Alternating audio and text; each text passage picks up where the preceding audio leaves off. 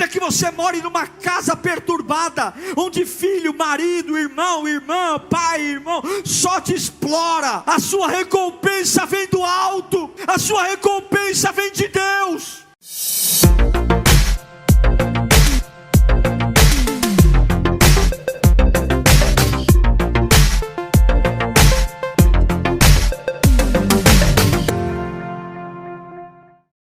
Quero que você abra sua Bíblia no livro de Deuteronômio,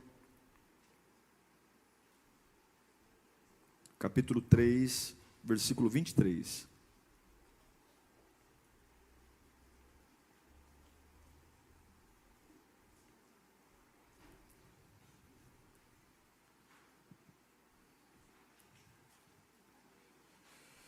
Dá uma olhada para o seu irmão e fala para ele assim, ó: enfrenta a sua raiva.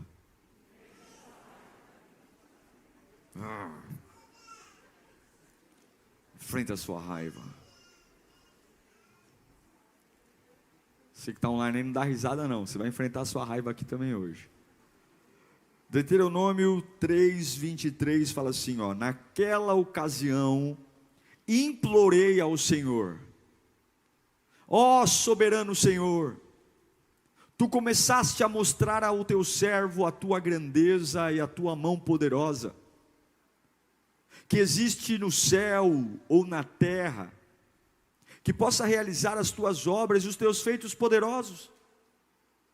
Deixa-me atravessar, eu te suplico, e ver a boa terra do outro lado do Jordão, a bela região montanhosa, o Líbano. Todavia, por causa de vocês, o Senhor irou-se contra mim, e não quis me atender. Basta, ele disse, não me fale mais sobre isso. Suba ao ponto mais alto do Pisga e olhe para o norte, para o sul, para o leste e para o oeste. Veja a terra com seus próprios olhos, pois você não atravessará o Jordão. Portanto, dê ordens a Josué, fortaleça-o e encoraje-o, porque será ele, não você, será ele que atravessará a frente desse povo, e lhes repartirá por herança a terra que você apenas... Vamos orar? Senhor, é a tua palavra, como ela é poderosa, como eu amo, Senhor. Ela muda destinos, ela muda ideias, ela muda pensamentos, ela encoraja, ela revela, ela apaixona, ela exorta. Fala conosco, Pai bendito, rasga o céu sobre nós, traga a tua glória para esse templo, para essa casa, para esse lugar, onde houver alguém que realmente leve a sério a tua voz. Alinha nosso coração. O maior libertador de todos os tempos, o grande Moisés, está implorando a Deus para que o deixe atravessar o Jordão e entre na terra prometida. Ele está implorando, ele está desesperado, porque toda a vida de Moisés foi desenhada para esse momento. Todo o ministério dele foi desenhado para esse dia, entrar na terra prometida, colocar os pés em Canaã, atravessar o Jordão. Ele nasceu para isso. Esse foi o ministério dele, levar o povo a uma terra livre, uma terra que mana leite e mel. Desde os dias que ele foi tirado das águas, e por isso chama Moisés, significado tirado das águas, que a mãe o colocou no Nilo. Esse foi o chamado. Mas agora Deus olha para os limites dele e fala: eu vou encurtar seus limites. Você não vai tão longe quanto o que eu planejei para você. Você não vai. E é o seguinte: eu vou deixar você subir o monte antes do Rio Jordão. Eu vou deixar você ver. Não toca mais no assunto comigo. Está escrito aqui: basta. É como se Deus falasse: se continuar insistindo, nem ver eu vou deixar. É como se Deus falasse: eu vou por misericórdia, porque você não merece. Por misericórdia eu vou deixar você avistar. Sim, irmão, Deus proibiu o maior libertador de Israel, o condutor de uma caravana de 40 anos, ele proibiu Moisés de pisar na terra, que durante 40 anos ele conduziu um povo para chegar. E aí a gente começa a entender o porquê que Deus disse não. Lá no versículo 26 do capítulo 3 de Deuteronômio, Moisés dá um spoiler do porquê Deus disse não para ele. Todavia, aqui é o desabafo de Moisés, dizendo o porquê que ele não está entrando na terra, porquê que Deus não está deixando ele ir avante. Todavia, por causa de... ele não tem nada a ver com isso, ele é uma vítima. Ele é uma vítima, tadinho. Todavia, por causa de vocês, o Senhor irou-se contra mim e não quis me atender. Na cabeça do Moisés, que tem 120 anos, um velho de 120 anos, 40 anos ele viveu no palácio do Egito, 40 anos ele viveu como um pastor anônimo de ovelhas, e 40 anos ele caminhou no deserto. 120 anos. E ele está dizendo: por causa do povo, Deus não está deixando eu entrar na terra prometida. Na mente dele, alguém era culpado por Deus estar puxando o freio. Na cabeça dele, alguém era culpado. Mas a gente sabe que não é isso. A gente sabe que Deus está encurtando os limites de Moisés por uma única coisa: por causa da raiva. A raiva se define num sentimento de protesto. Quando você vive uma insegurança, uma timidez, uma frustração com alguém, com alguma coisa, e é quando você se dá o direito de extravasar, de pôr para fora, de externar, doa quem doer, seja lá como for, eu me sinto no direito, porque afinal de contas o meu ego foi ferido, o meu nome foi ferido, e eu tenho o direito de pôr para fora, porque afinal de contas eu preciso desabafar. Como é que você reage quando Deus reduz o seu alcance? Quando você tem uma promessa de muita coisa e Deus diz: não vou te dar mais muita coisa. Quando Deus te chama para uma missão maravilhosa e Ele tira o maravilhoso e fica só uma missão comum. A quem você culpa? Quem eu culpo quando os meus limites são encurtados? Quando a família que Deus me prometeu não é a família que eu estou vivendo. Quando a vida profissional que eu jejuei, orei, dizimei, não é a vida profissional que eu sonhava. E você vê literalmente que há uma corda te amarrando. Você faz tudo certo aos teus olhos, mas não vai, a vida não deslancha, as coisas não fluem. Entenda uma coisa: quando Deus começa a tirar lugares onde você naturalmente iria chegar, é porque Deus quer tratar algo com você. Quando Deus começa a impedir você de chegar em lugares que estava na cara que você chegaria, quem de nós iria acreditar que Deus, que abriu o mar vermelho com as mãos de Moisés, que tirou a água da rocha com as mãos de Moisés, iria proibi-lo de pisar na terra, que era a conclusão, gente? Era para fechar a história com chave de ouro.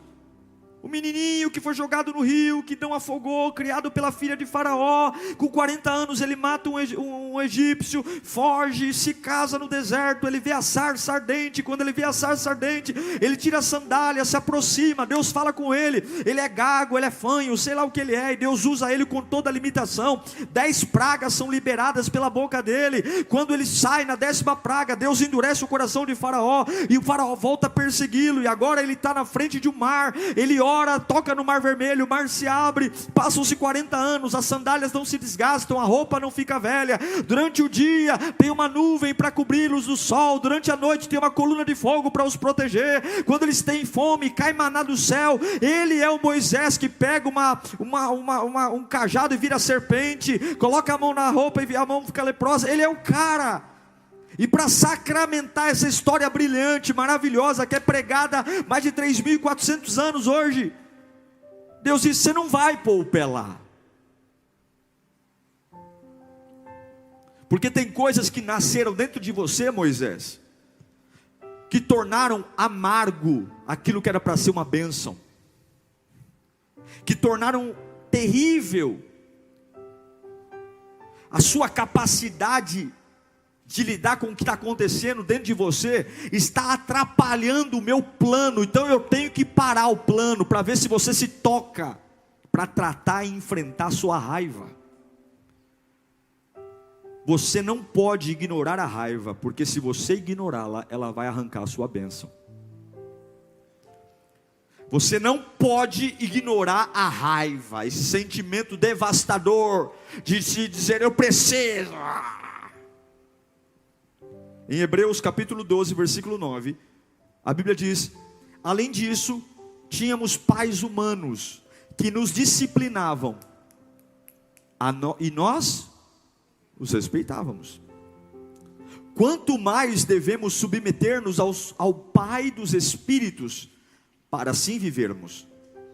Nossos pais nos disciplinavam por um curto período, é verdade, a gente logo cresce, segundo lhes parecia melhor, presta atenção, mas Deus nos disciplina para o nosso bem, para que participemos da sua santidade.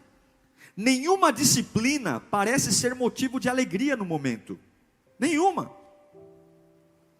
mas sim de tristeza, ponto, na mesma linha.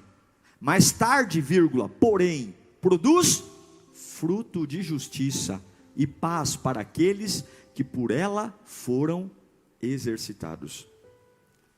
Portanto, fortaleçam as mãos enfraquecidas e os joelhos vacilantes, façam caminhos retos para os seus pés, para que o manco não se desvie, antes seja curado. Olha o que ele fala no versículo 14: esforcem-se para viver em paz com todos, e para serem santos, porque sem santidade ninguém verá o Senhor. Cuidem que ninguém se exclua da graça de Deus, que nenhuma raiz de amargura brote e cause perturbação, contaminando a muitos. O autor de Hebreus está dizendo: olha, Deus te ama, e Ele vai parar você se for preciso. Deus vai paralisar você, e Ele vai porque te ama. Ele vai parar seu crescimento. Ele vai dizer para você: Moisés, você só vai ver a terra. Aí tem um texto que eu acho lindo, que é o versículo 14 do capítulo que lemos: esforcem-se para viver em paz com todos. O que ele está falando? Toma cuidado, porque a sua raiva vai te fazer vencer batalhas que sequer você deveria ter lutado. A sua raiva vai te colocar em combates que sequer você deveria estar interessados. Quando a Bíblia diz viva em paz com todos, ele está dizendo: seja uma pessoa tão bem resolvida em Deus, que até mesmo quando alguém declarar guerra contra você, você estará em paz. Seja uma pessoa tão bem resolvida em Deus, que até mesmo quando levantarem as armas contra você, você estará em paz. Porque a raiva é a prisão da mente, gente. É a raiva que fez Moisés perder a promessa de entrar na terra. É a raiva que nos faz travar batalhas desnecessárias. É a raiva que não nos faz aceitar a disciplina de Deus, os nãos de Deus. É a raiva que nos faz abrirmos mão da liberdade de viver em paz, para ficarmos com picuinhas, brigas idiotas, discussões tolas. É a raiva. E o pior, aquilo que era para morarmos, a família, a oportunidade, a vida profissional que era para eu morar, Deus só está por misericórdia me deixando ver de longe. Quantos tem promessa de vida estruturada e só consegue ver a vida estruturada no outro?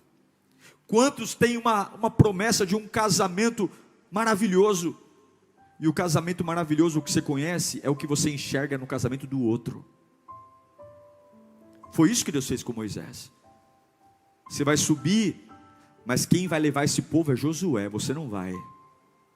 Sabe aquilo que você queria fazer, Moisés? Quem vai fazer é Josué.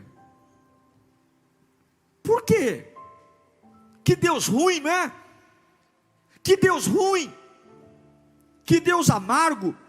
Por que Deus me rejeita? Por que Deus permite que pessoas do meu convívio me traiam? Por que Deus permite que oportunidades que são minhas, eu lutei, eu batalhei, eu mereço 40 anos aguentando esse povo? Se Deus está dizendo não, é porque Ele precisa arrancar algo de você que naturalmente não vai sair. Algo que não vai sair natural, não vai sair pela urina, não vai. Ele tem que pegar o bisturi e arrancar, e a única forma é te parando. Tem coisas cauterizadas em nós, pessoal, que o sim de Deus não ajuda, tem que ser o não. Tem coisas impregnadas na nossa cabeça, no nosso temperamento, manias, ideias, conceitos, teimosias, coisas que estão fazendo mal e a gente não cai a ficha. Deus acabou de dizer não para Moisés, e qual era a conversa dele? A culpa é do povo. A culpa é do... Que culpa do povo o quê? A culpa é sua. Muitas vezes são problemas que vêm da infância, que a gente cresceu, aceitou Jesus, mas continua ainda sendo uma criança, tendo uma criança doente morando dentro da gente, continua sendo alguém amargo, problemas da adolescência, problemas que vêm talvez com 80 anos, é o Moisés que foi amamentado pela própria mãe, mas teve que chamar a filha de Faraó de mãe. Como é que eu lido com isso? Não poder demonstrar afeto pela minha mãe, ter que mostrar afeto pela mulher que não é minha mãe, mas eu sou amamentado pela minha mãe. Que loucura. Com 80 anos ele comete um assassinato. Depois de cometer um assassinato, ele matou um egípcio com 40 anos, perdão. Matou, fugiu.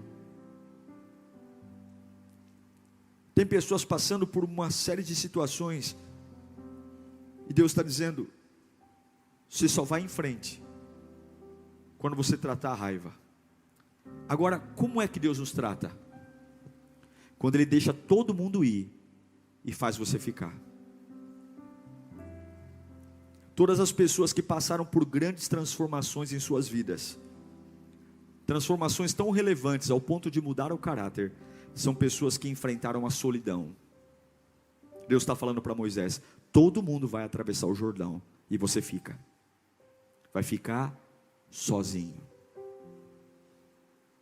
Deus está dizendo: todos vão em frente, mas você vai ficar aqui comigo, sozinho. Todos vão, menos você, Moisés. Se você quiser que Deus trate algo profundo em você, muitos momentos você vai ter que dizer sim para a solidão. Sim, por momentos que você tem que se tocar e falar: meu, Deus não está deixando me conectar a lugares, Deus não está me deixando me conectar a pessoas, eu não estou cabendo em lugar nenhum. Será que Deus não está querendo ter um tempo a sós comigo? Será que Deus não está querendo tratar algo comigo? Qual foi o grande problema de Moisés? Vou te dizer aqui, estudando a palavra, me debruçando, qual é o grande trauma de Moisés? Eu vou dizer para você. O grande problema de Moisés, que fez ele odiar todo mundo, odiar o mundo, o que Moisés mais queria em toda a sua vida, e nunca teve, Isso que trouxe infelicidade, amargura, raiva, ódio, é que tudo que ele mais esperou de um povo que ele conduziu era ouvir uma palavra pequena: obrigado. O que Moisés sempre quis ouvir do povo era um obrigado, e ele nunca ouviu. Um obrigado porque nós éramos escravos e Deus te usou e agora nós não somos mais escravos. Obrigado porque sem você, para nos guiar nos piores momentos, nós teríamos morrido no deserto. Obrigado por lutar por nós. Obrigado por falar com Deus por nós. Obrigado, Moisés, obrigado. Mas todas as vezes que o povo se reunia na porta da entrada da tenda de Moisés, não era para lembrar o quão líder ele era, não era para lembrar o quão maravilhoso ele era, quantos livramentos. Todas as vezes que o povo se reunia na porta da tenda de Moisés, era para dizer: está faltando alguma coisa, você tirou a gente do Egito para morrer no deserto, nós não aguentamos mais essa vida. Tudo o que Moisés sempre quis era ouvir gratidão, era ouvir um obrigado, era sentir que aquele povo era agradecido a Deus por ele. Mas tudo que Moisés teve foi desvalorização. Sabe aquele dia que se acorda dizendo assim: eu arrebentei, eu ajudei pessoas, nossa, minha família, nossa, como eu ajudo minha família, nossa, como eu ajudo as pessoas, como eu sou uma pessoa boa. Tem dia que a gente acorda, né, com esses negócios de autovalorização. Nossa, como eu tenho orgulho de mim, eu ajudo meu pai, ajudo minha mãe, ajudo meus amigos, eu ajudo todo mundo, eu sou uma pessoa legal, eu sou uma pessoa boa, eu sou uma pessoa agradável, eu sou uma pessoa do bem. Como diz os espíritas, eu sou uma pessoa de luz, é um ser de luz. E aí você fala: nossa, que maravilha. E aí você fala, chega na família esperando, né, um sorriso, um reconhecimento. Pô, parabéns, obrigado, meu. Nossa, você faz a diferença. E tudo que você escuta é o quê? Ingratidão, reclamação. Mas só isso? Mas essa porcaria? Mas está atrasado? Mas está tarde, já era para ter feito antes. Moisés nunca ouviu um obrigado. E chega uma hora que ele não aguenta mais. Ele não consegue mais lidar com a ingratidão do povo. Ele não consegue, porque se tem maná, o povo agora quer carne. Iam morrer de fome. Deus dá maná, agora eles estão enjoadinhos do maná. E eles querem comer carne. Aí Moisés não aguenta. Moisés fala: fui eu que dei a luz a eles, Senhor. Saíram de mim? É essa a oração dele, Números 11. Saíram de mim? Ele ouve, mas ele não sabe lidar. Aí o que acontece? O povo tem sede. Em Êxodo capítulo 20, versículo 8. Fica comigo.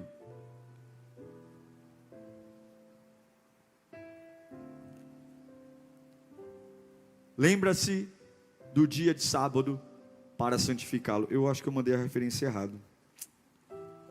Vamos achar aqui.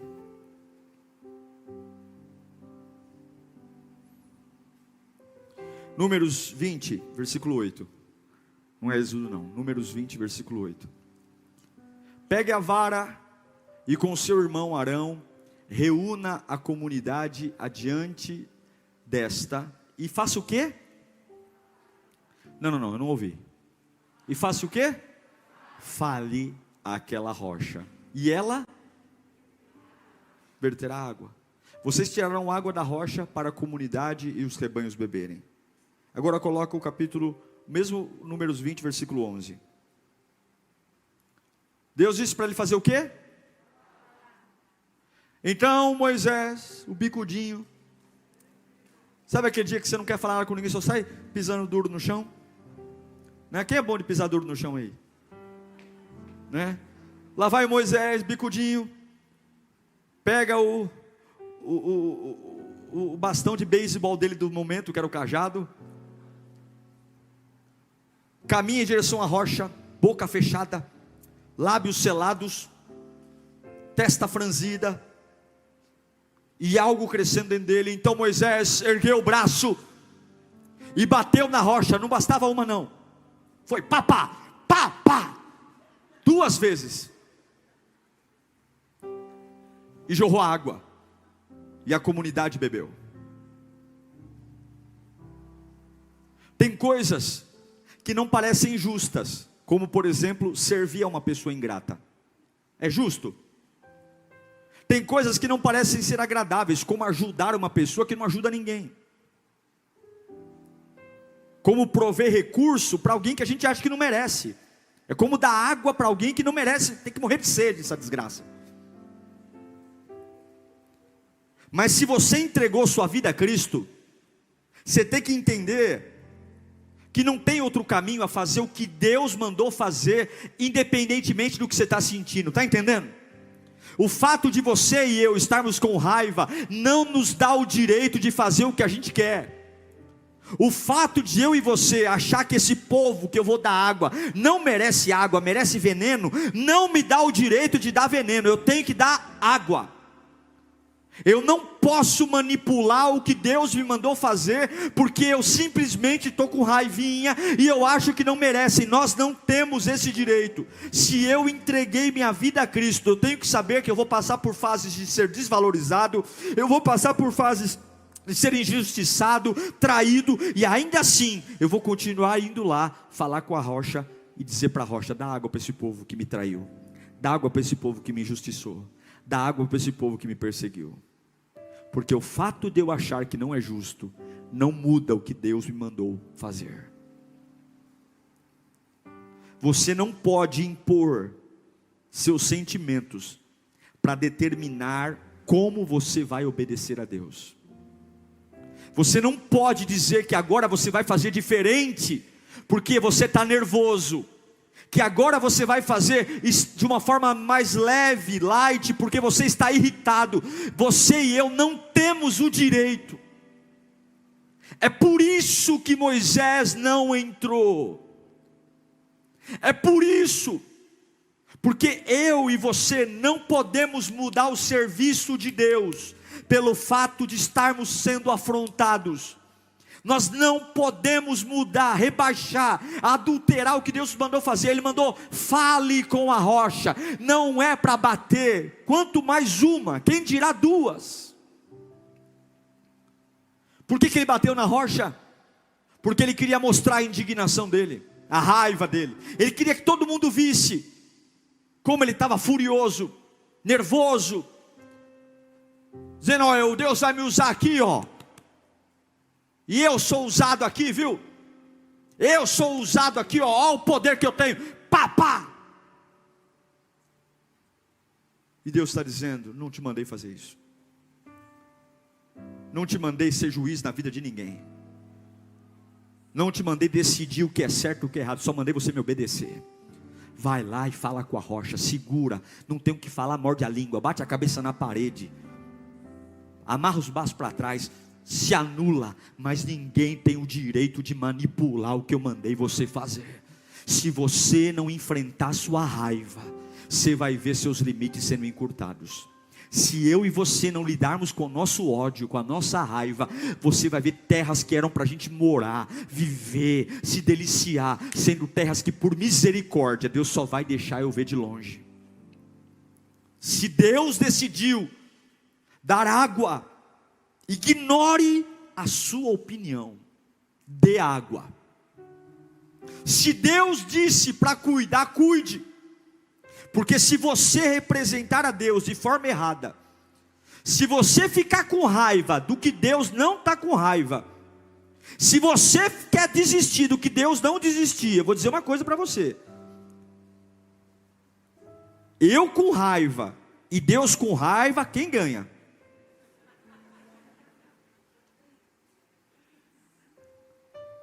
Não fique com raivinha daquilo que Deus não está com raiva. Moisés está com raiva do povo, e Deus não, Deus está querendo dar água. Mas a hora que Deus despertou a ira contra Moisés, quem perdeu? Você não vai entrar. Você não vai entrar. E eu te pergunto, quantos avivamentos eu e você perdemos por causa da raiva? Quantas Canaãs a gente só sabe como é vendo os outros, porque eu não ponho o pé lá. Eu estou falando de tudo: trabalho, finanças, dinheiro, vida ministerial. Quantas pessoas com a vida limitada, encurtada. O que é paz? Eu não sei o que é paz não. Eu imagino o que é paz observando a irmã Maria. A irmã Maria, ela entra na terra prometida da paz. E você? Deus só deixou eu ver. O que é prosperidade para você? Prosperidade, não sei não. Mas eu fico imaginando o irmão João. Tem tudo, irmão João.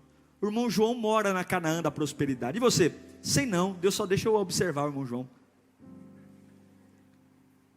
O que é uma família estruturada? Sei não, lá em casa é um inferno desgraçado. Mas eu imagino que a família estruturada é a família da irmã Joana. Ah, irmã Joana, tão lindo. Eu não quero ser isso. Você quer ser isso? E quando você vê para a sua vida as coisas que não dão certo, o que você responde? A culpa é da vida? A culpa é das pessoas? A culpa é desse povo que por causa deles, Deus não está deixando eu entrar? Cuidado, a raiva pode destruir a sua bênção. Essa vontade de falar tudo que sente, essa vontade de quebrar o pau, essa vontade de gritar, essa vontade de xingar, essa vontade de humilhar as pessoas, essa vontade de tomar decisões do calor, pode, Deus vai dizer, você ia andar 20, vai andar 10 agora, e se reclamar eu tiro os 10. Repita comigo, eu não posso fazer o que eu quero, só porque eu estou com raiva. Diga para o seu irmão, você não pode fazer o que você quer, só porque você está com raiva. Aí você fala com todo respeito, toma vergonha na sua cara.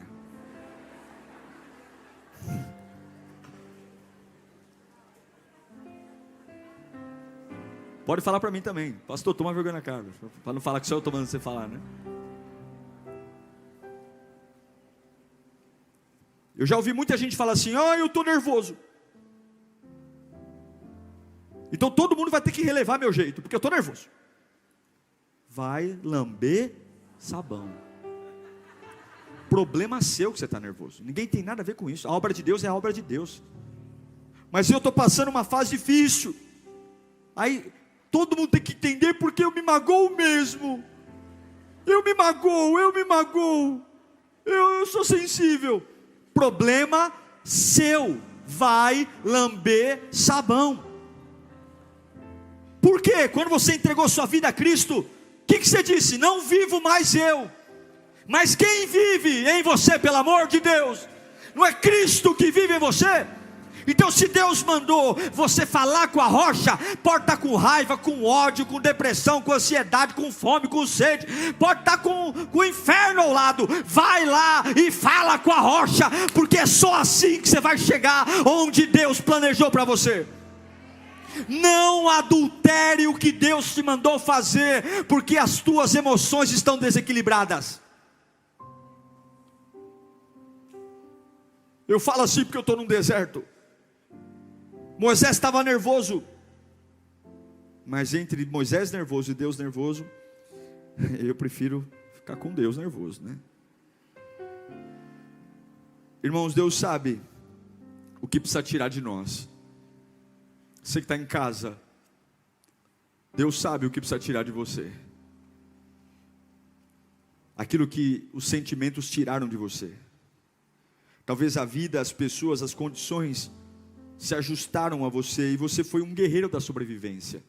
Eu sei que tem muita gente aqui que fala, pastor, olha, como Moisés, pastor, eu fui um guerreiro na minha família. Trabalhei cedo para sustentar a minha casa, cuidei dos meus irmãos. Tem tantas histórias de superação, de pessoas que lutaram bravamente para que a família estivesse em pé. E talvez você esteja arrasado, porque você nunca ouviu um obrigado, porque você só tem ingratidão, porque as pessoas não reconhecem o seu esforço. Você fala, poxa vida, eu me dedico, eu me anulo, trabalho em vários empregos, e tudo que eu queria era um reconhecimento. Tudo que eu queria era um obrigado, mas não, é reclamação.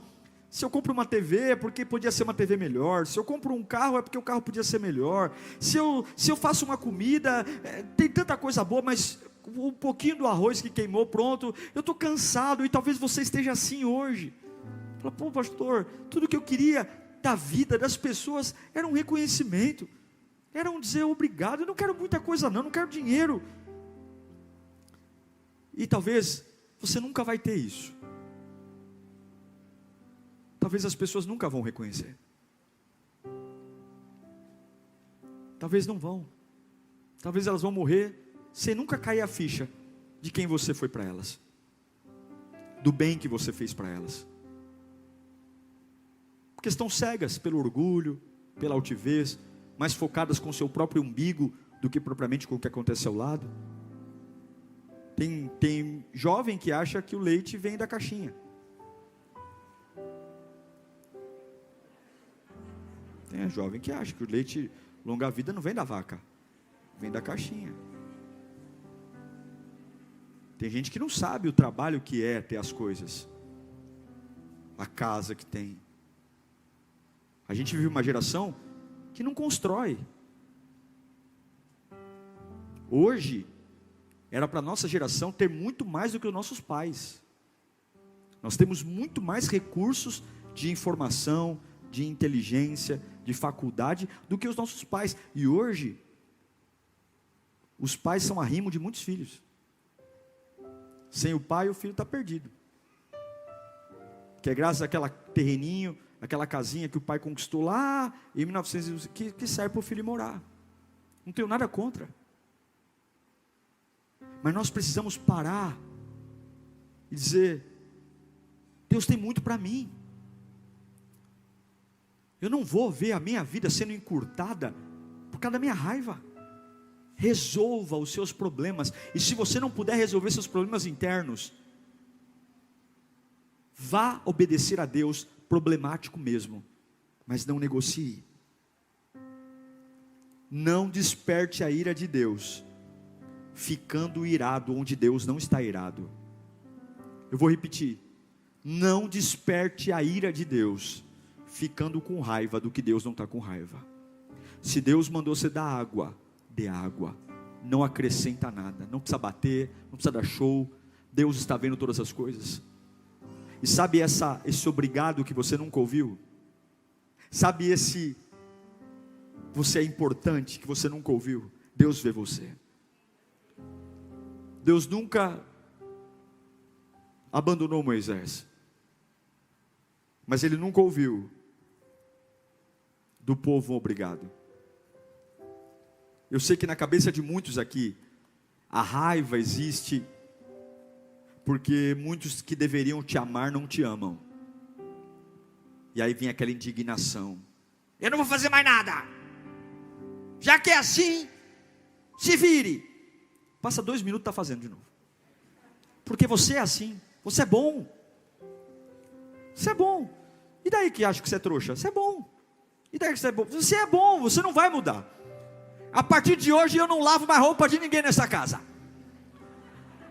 Dá 2 minutos, está com a barriga no tanque. A partir de hoje cada um faz sua comida. Vai lá, a raiva é igual diarreia, vem forte e passa logo. Daqui a pouco está lá no fogão com um bico desse tamanho, xingando todo mundo, mas está fazendo. Vai todo mundo ter comida fresca hoje. Eu sei que tem gente que você deveria te agradecer e não agradece. Eu sei que tem gente que deveria te lembrar de coisas lindas, que talvez você até salvou a vida de alguém. Salvou. Eu nunca esqueço de um rapaz que salvou o outro, estava morrendo afogado. E quando todo mundo na praia, meu Deus, isso é engraçado. Ele foi salvar o rapaz, estava morrendo afogado, não sei o quê, e trouxe o rapaz nadando lá, se matando para trazer. Quando traz o menino para a água, para a areia, todo mundo olha para o menino e olha para: tá bem, estou bem. Aí ele olha para o rapaz que salvou: mas você apertou demais meu pescoço, rapaz. Que dor é essa? Mas desgraçado, tu ia morrer, peste dos infernos. O camarada olhou para o salva-vida e ele está reclamando porque machucou o pescoço. Tem gente que é assim, não é? Não sabe reconhecer, não apoia. E talvez você não recebeu aplauso, não recebeu presente, mas Deus está falando: tudo está num plano.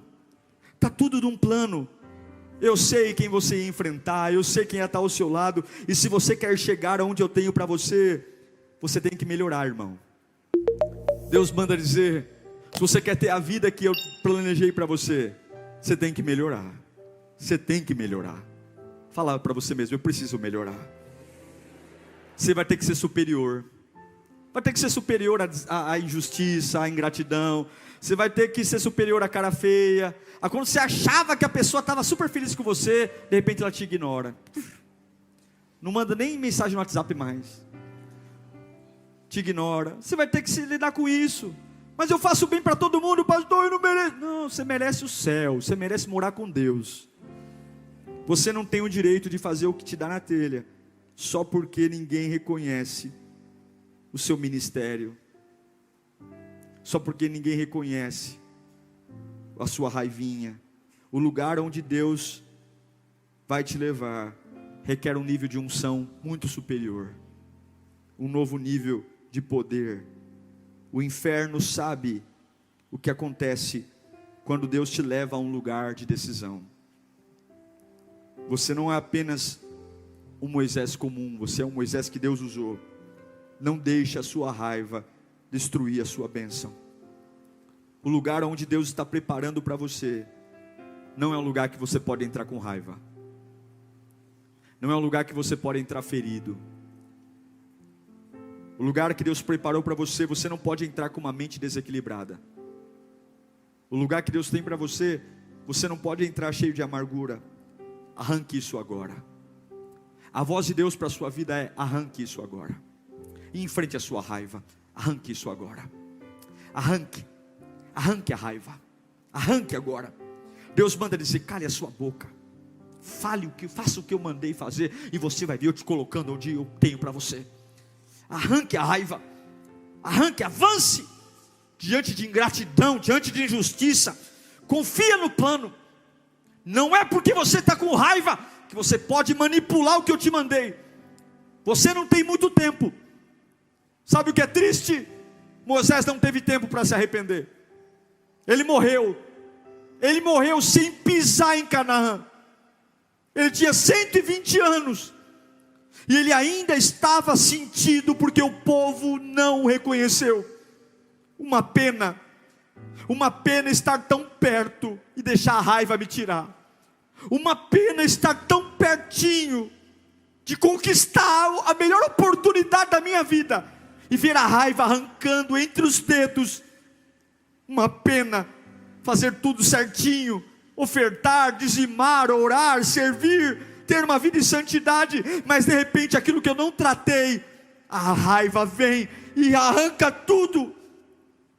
Eu não estou falando de atitudes, eu estou falando do que mora no seu coração. Deus nos deu esse culto para arrancarmos a raiva de nós. Deus nos deu esse culto para enfrentar a raiva e jogar essa raiva fora hoje em nome de Jesus. Eu não sei o que é que está mal resolvido dentro de você, de onde veio, o que te desequilibra, o que faz você manipular e achar que tem direito de dizer: Deus mandou ir para a esquerda, mas eu estou com raiva, eu vou para a direita e quero ver quem vai falar o contrário. Nós não podemos fazer o que queremos só porque estamos com raiva. Não bata na rocha, fale com ela. Não mude sua adoração, não mude sua fé, porque as pessoas simplesmente não te valorizam, não te reconhecem. Eu queria que você fechasse os seus olhos nesse instante. O que é na sua alma que você fala: pastor, é isso, é a minha raiva? Moisés era um homem problemático.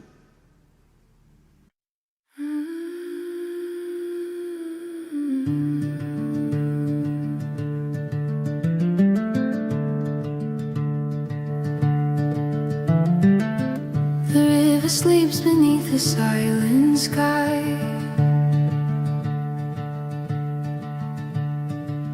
Its silver mirror empty of reply.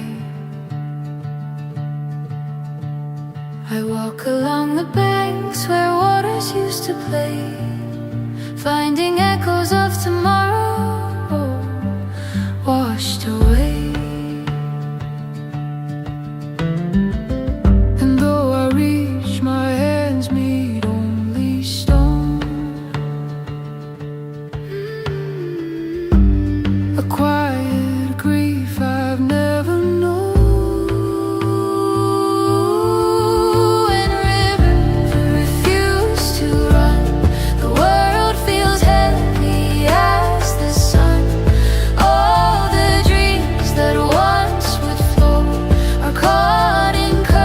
Will